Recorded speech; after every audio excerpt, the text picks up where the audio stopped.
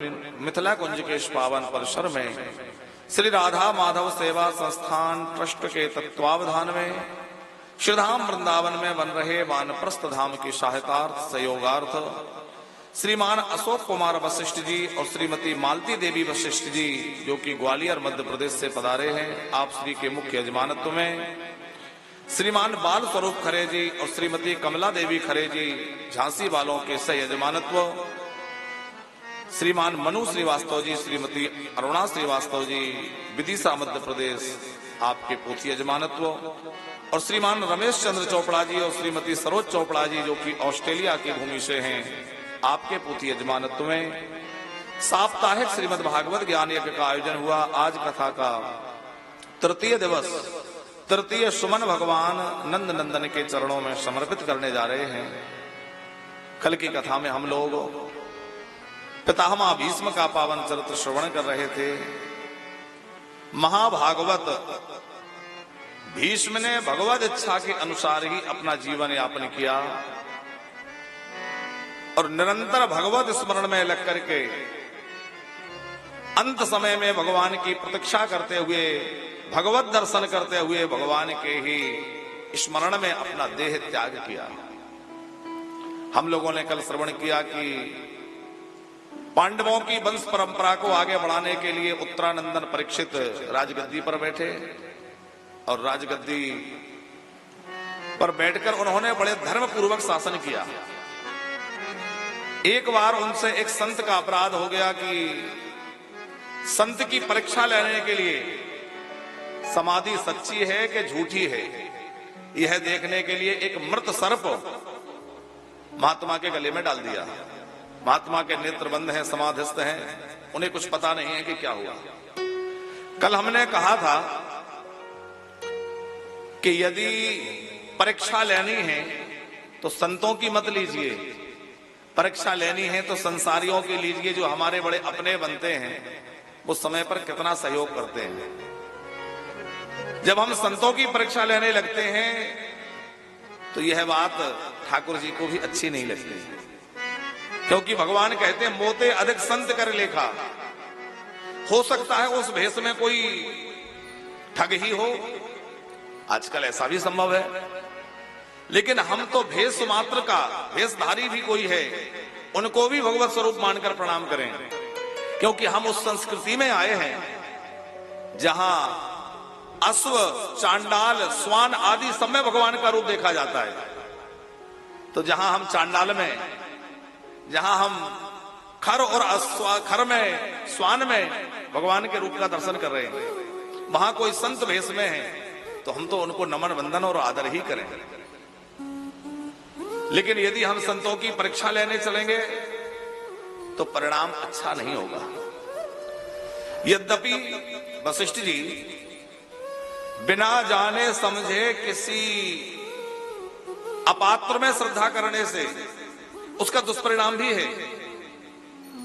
उसका प्रत्यक्ष उदाहरण है मानस की प्रताप भानु की कथा। प्रताप भानु की कथा से आप सब परिचित हैं कि राजा प्रताप भानु ने एक कपट भेषधारी साधु में अत्यंत श्रद्धा रखते हुए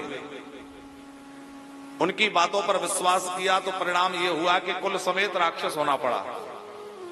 लेकिन वहां समझने की बात यह है पंकज जी कि उस राजा के मन में एक स्वार्थ आ गया कि बढ़िया महात्मा मिल गए, इनकी कृपा हो जाए तो मैं अमर हो जाऊं। और ये अमर होने वाली जो विचारधारा है ये राक्षसों की विचारधारा है, ये मनुष्यों की विचारधारा नहीं है। आप देखेंगे जितने भी असुरों ने तपस्या की है, सबसे पहला वरदान यदि कोई मांगते हैं तो क्या मांगते हैं? हम अमर हो जाएं, हम काहू के मरे ना मारे। और आप किसी भी चरित्र को पढ़कर देख लीजिए, भी किसी भी संत ने, किसी भी भक्त ने कभी ये नहीं मांगा भगवान से कि हम अमर हो जाएं, कि दीर्घायु हो जाएं। वो तो क्या मांगते हैं? जन्म जन्म रति राम पद यह वरदान न यान। और कोई वरदान चाहिए ही नहीं, ना अर्थ चाहिए, ना धर्म चाहिए, ना काम चाहिए, ना मोक्ष चाहिए, हमें तो आपके चरणों का प्रेम चाहिए, आपके चरणों की शरणागति चाहिए। तो वहां भी अपात्र में श्रद्धा के बाद भी अनिष्ट नहीं होता, लेकिन अनिष्ट क्यों हुआ? इसलिए कि उन संत के भेष में बैठे हुए कपट मुनि से परीक्षित ने, वो राजा प्रताप भानु ने चाहा कि मैं इनसे यश प्राप्त कर लूं, अमृतत्व प्राप्त कर लूं, मेरी अक्षय कीर्ति हो जाए। तो ये आसुरी भाव है, और आसुरी भाव मन में आया तो भगवान ने कहा संत के पास जाकर भी, भले ही वो कपट रूप ही है पर महात्मा के रूप में है, और महात्मा के रूप से जाकर भी तुम जो है असुरों जैसी भावना रखते हो तो तुम्हें असुर ही बनना पड़ेगा। फिर वो रावण बन करके आया। इस बात को कहने का सिर्फ इतना ही प्रयोजन है कि हम तो श्रद्धा करें सब में। कल हमने कथा सुनी कि एक महात्मा ने साधारण पत्थर उठा करके वो बेटियों को दे दिया और उन्होंने श्रद्धा से पूजा की, तो वह है सामान्य पत्थर जिसकी ना कोई पूजा, ना प्रतिष्ठा, ना कोई विधि हुई, कोई गंडकी का पत्थर नहीं है, नर्मदा गंगा का पत्थर नहीं था, साधारण कोई नदी से उठा कर ले आए, कोई प्राण प्रतिष्ठा नहीं, कोई आवाहन नहीं, लेकिन उसी में से भगवान प्रकट हो गए और वो सिलसिले भगवान बन करके और उन बेटियों के मनोरथ को पूर्ण किया, जगत को सिद्ध करके दिखा दिया कि भावना सच्ची है तो मैं कहीं से ही प्रकट हो सकता हूं। हमारी भावना दिव्य है तो हमें वैसा ही फल प्राप्त होगा।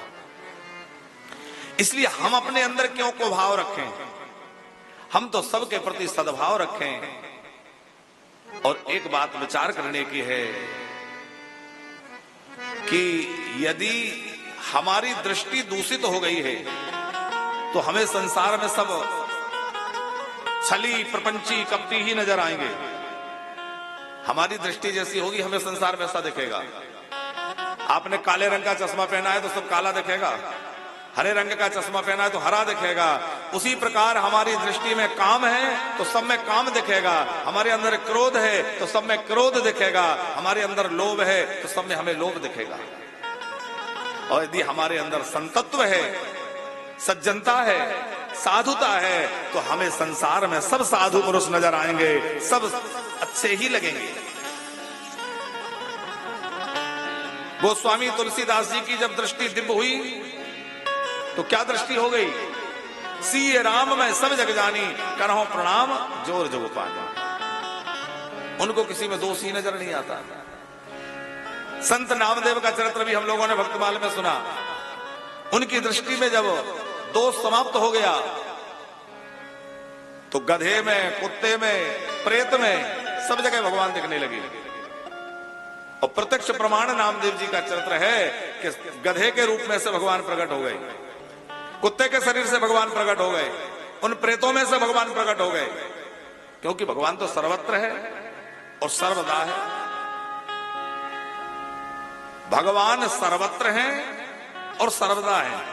सर्वत्र है तो यहां भी है और सर्वदा है तो अभी भी है। यह अनुभूति जीवन में जिस दिन आ जाएगी तो किसी से छल कपट करने का विचार आएगा।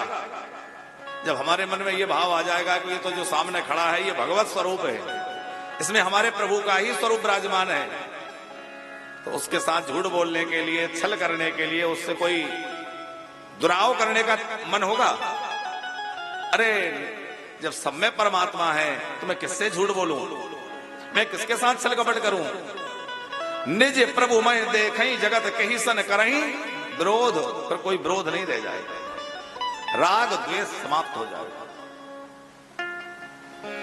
तो संतों की परीक्षा नहीं, परीक्षा तो संसारियों की लेना है, जिससे हमारा मोह भंग हो जाए। वो क्यों लेनी है? मोह भंग करने के लिए। लेकिन परीक्षित ने एक महात्मा के गले में मृत सर्प डालकर उनकी परीक्षा लेना चाहा। परिणाम यह हुआ कि उनको श्राप लग गया। 7 दिन बाद तक्षक नाग तुम्हें डस लेगा, तुम्हारी मृत्यु हो जाएगी। अब सर्पदंश का जब श्राप लग गया तो परीक्षित तो भगवत भक्त हैं, धर्मात्मा राजा हैं, उन्होंने अपनी मृत्यु से बचने का कोई दुराग्रह नहीं किया।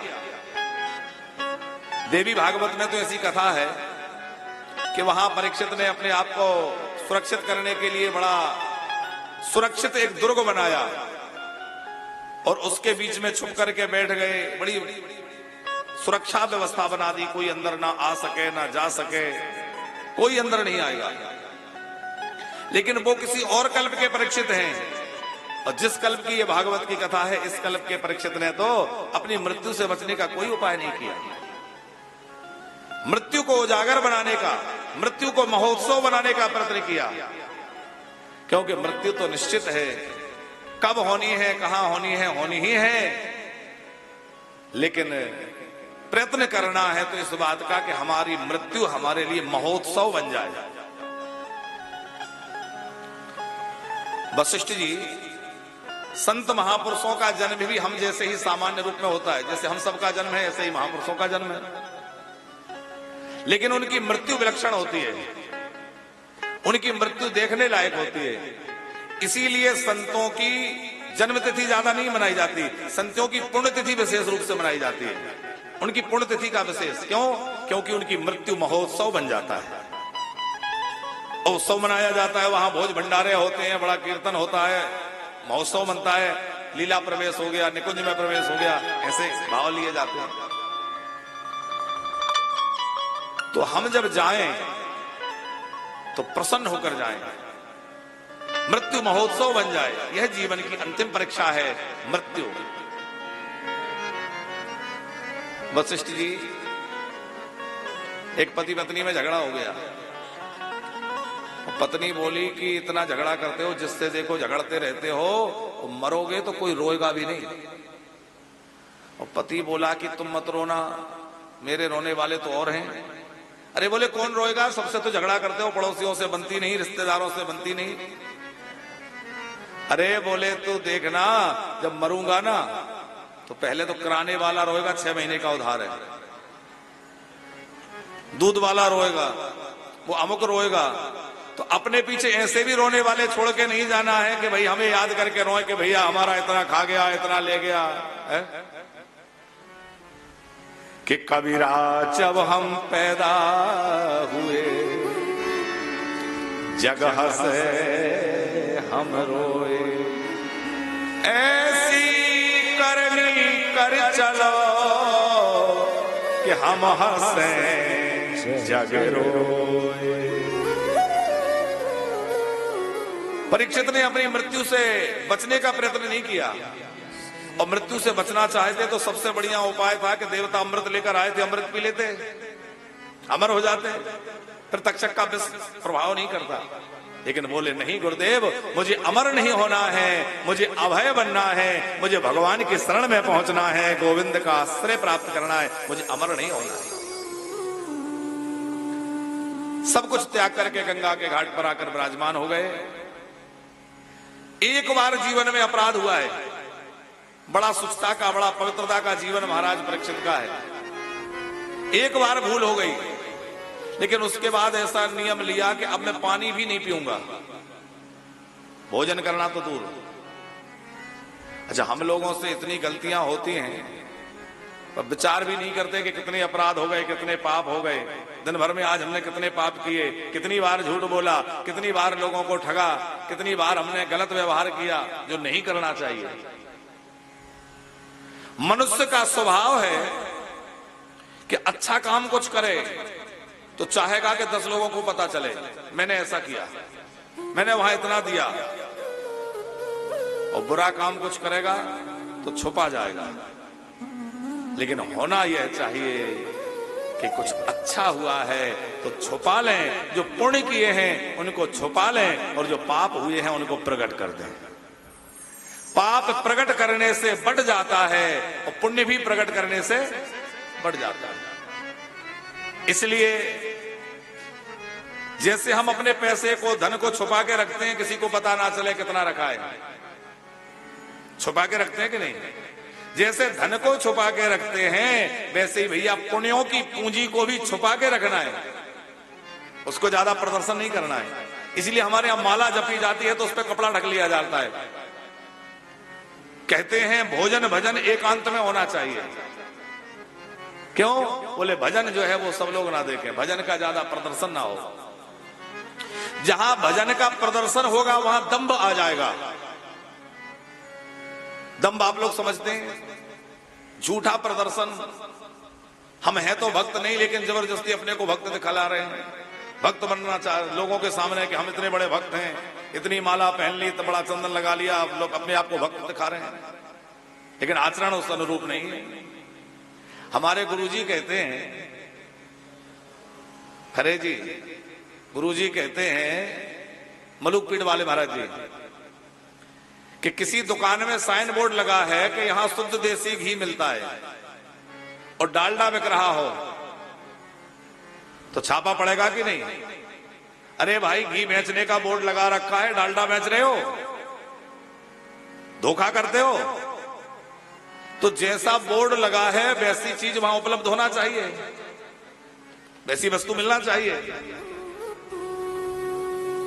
यहां तो कुछ दे लेकर के छापा रुकवाया जा सकता है, लेकिन वहां ऐसा नहीं चलेगा। अब ये साइन बोर्ड ही तो है, तिलक लगा रखा है, कंठी माला पहन रखी है, तमाम जो है, तो ये क्या है? साइन बोर्ड है कि ये भक्त हैं, और साइन बोर्ड लगा है भक्त का, और काम हो रहा है अभक्त का, असंत का। तो पर भैया वहां घूसखोरी नहीं चलेगी, पर वहां तो दंड मिलेगा कि तुमने नकली माल बेचा है, दंभ किया है। ये दंभ जो है ये ब्रह्मा जी का पोता है। ब्रह्मा जी के बेटे का नाम है पाप। ब्रह्मा जी से ही सारी सृष्टि है, तो पाप जो है वो भी ब्रह्मा जी के ही अधर्म। ब्रह्मा जी के वक्षस्थल से धर्म प्रकट हुआ और ब्रह्मा जी की पृष्ठभाग से अधर्म पैदा हुआ। अधर्म का बेटा है दंभ। एक कथा दंभ की है कि दंभ का जब जन्म हुआ तो वो ब्रह्मलोक में गया। वशिष्ठ जी, बड़ी रोचक कथा है। अब दंभ जब गया ब्रह्मा जी के पास ब्रह्मलोक में, तो बड़े सुंदर वस्त्र धारण कर रखे हैं, कोपीन पहन रखी है, जटाजूट बंधे हुए हैं, श्वेत दाढ़ी है, हाथ में मृगचर्म है, कमंडलू है, उसमें उसका मोटक पड़ा हुआ है, और उस कुश के मोटक से आगे आगे जल सिंचन करते हुए आपो श्रामयो वस्तान ऊर्जे दधातन, पवित्रीकरण करते हुए चल रहा है। ब्रह्मा जी ने देखा कि भाई ये ऐसे कौन से सिद्ध महात्मा आ गए कि इतनी इनको पवित्रता का विचार है कि ब्रह्मलोक में भी इनको लग रहा है कि कुछ अपवित्रता हो सकती है, तो वहां भी जल मार्जन करते हुए चल रहे हैं। ब्रह्मा जी को आश्चर्य हुआ, सारी सभा उठ करके खड़ी हो गई। कोई दिव्य महापुरुष है। अब ब्रह्मा जी को लगा कोई महापुरुष आए हैं तो मैं भी खड़ा हो जाऊं, तो ब्रह्मा जी भी अपने स्थान से उठ के खड़े हो गए। आइए महात्मन, आइए, स्वागत है ब्रह्मलोक में आपका, विराजिए। अरे बोले कहां बैठे? कोई स्थान बैठने लायक दिखता ही नहीं, यहां तो पता नहीं कौन कौन बैठे होंगे, कैसा स्थान होगा। अरे महाराज, ये तो बहुत ऊंचे महात्मा है, कहां बैठे? ब्रह्मा जी ने कहा ऐसा करिए कि मेरी गोद में बैठ जाइए, ये तो पावन है, पुनीत है। हाँ बोले थोड़ी देर यहीं बैठ जाता हूं। उसमें भी ब्रह्मा जी की गोद में जल छींटने लगे, दंभ छींटने लगा। अब तो ब्रह्मा जी सिर पकड़ने लगे कि भाई ये तो कुछ ज्यादा ही आचार विचार वाले हैं। अब वो गोद में बैठ गए तो ब्रह्मा जी ने कहा महात्मन अपना परिचय तो दीजिए, कहां से पधारे हैं? अरे बोले बोलो मत, बोलने से थूक उचटता है। अरे ब्रह्मा जी ने आंख बंद करके ध्यान लगा के देखा कि ऐसे महात्मा आए कहां से हैं, तो ध्यान लगाते ही समझ गए, बोले अरे तो मेरा ही पोता है, अधर्म का बेटा है, दंभ है, नाटक है सब। तो नाटक करने वाला तो फिर अच्छे से ही करता है। तो जीवन में ऐसा दंभ ना हो। दंभ जो है वो अधर्म का बेटा है, जीवन में अधर्म होगा तो दंभ भी आएगा। इसलिए जीवन में दिखावा कम हो, आचरण ज्यादा हो। और हमारे यहां आचरण की पूजा है।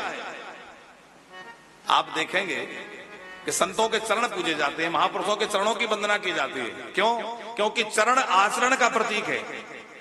जिसका आचरण अच्छा है उसी के चरण वंदनीय और पूजनीय है। एक कथा है कि एक बार श्री सीताराम जी चित्रकूट में विराजे थे। चित्रकूट में सीताराम जी विराजे थे। लखनलाल जी तो गए कुछ कंदमूल लेने के लिए कुछ व्यवस्था में, और सीताराम जी चित्रकूट में विराजित तो श्री राम जी विराजे हैं, जानकी जी दोनों के चरणों को देख रही हैं, कभी अपने चरणों को, कभी श्री रघुनाथ जी के चरणों को। तो सोचा कि जब से आए हैं अयोध्या से तब तक प्रभु बड़े गंभीर हैं, तब से कुछ विषय निकले तो बातचीत हो। कहा भगवान देखो आपके चरणों से मेरे चरण ज्यादा सुंदर हैं। बात तो ठीक ही कही, क्योंकि किशोरी जी के चरण ज्यादा सुंदर हैं। अब राम जी को लगा कि मैं सहज ही स्वीकृति दे दूं कि हाँ देवी तुम्हारे चरण ज्यादा सुंदर हैं, तो बात तो यहीं पूरी हो जाएगी।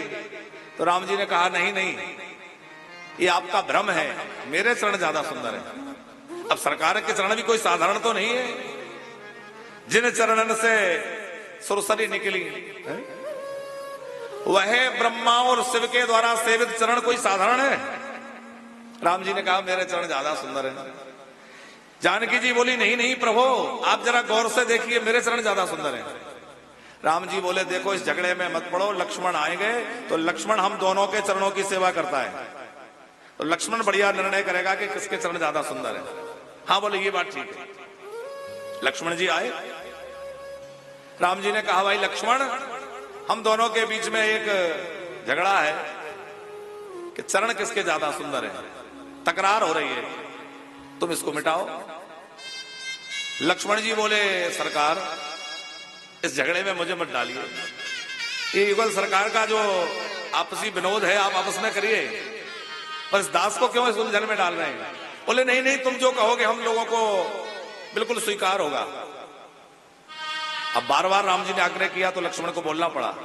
तो श्री लक्ष्मण जी ने क्या कहा, जानकी माता के चरणों में सिर रखकर कहा कि ये चरण ज्यादा सुंदर है।